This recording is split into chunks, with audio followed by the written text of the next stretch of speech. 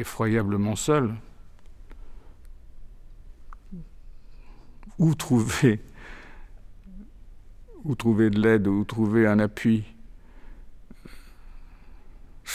Tout ce qu'on pourrait me dire ne m'aiderait pas du tout. Je suis perdu et investi totalement dans quelque chose qui me malaxe, qui est en train de se faire, qui continue pendant qu'on dort et qui reprend le lendemain. Bon, c'est pas si tragique, quelquefois c'est très plaisant, quelquefois c'est amusant, quelquefois on laisse faire, il faut beaucoup laisser faire, regarder. C'est surtout un travail d'attente, d'observation, de regarder ce qui a envie de se faire.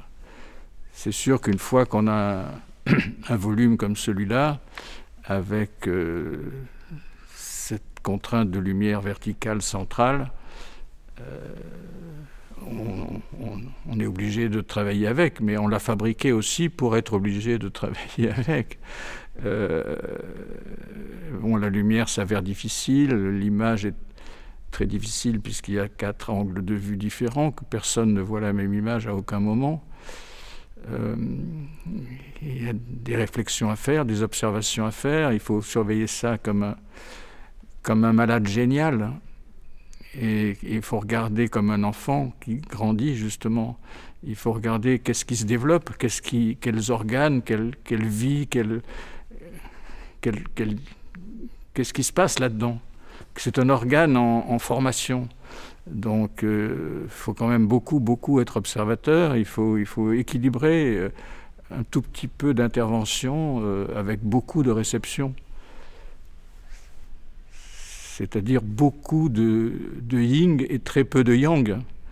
Beaucoup de douceur réceptive et très peu d'activité volontaire. Cette douceur réceptive, elle est l'élément vivant, l'élément moteur, elle est finalement l'élément le plus actif. Pour dire un paradoxe, mais la vérité est souvent paradoxale.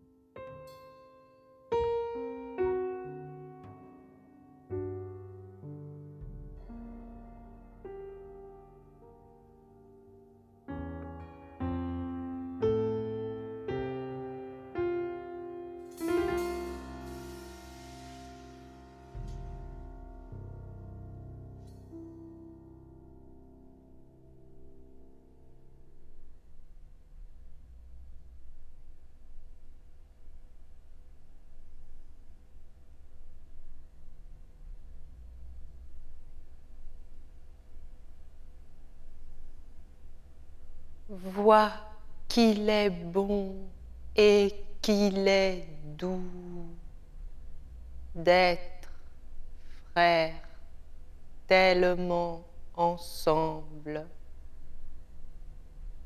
comme la bonne huile sur la tête descend, sur la barbe d'Aaron, qui descend sur la bouche de ses habits, comme la rosée du Hermon qui descend sur les montagnes de Sion, car c'est là qu'a ordonné Adonai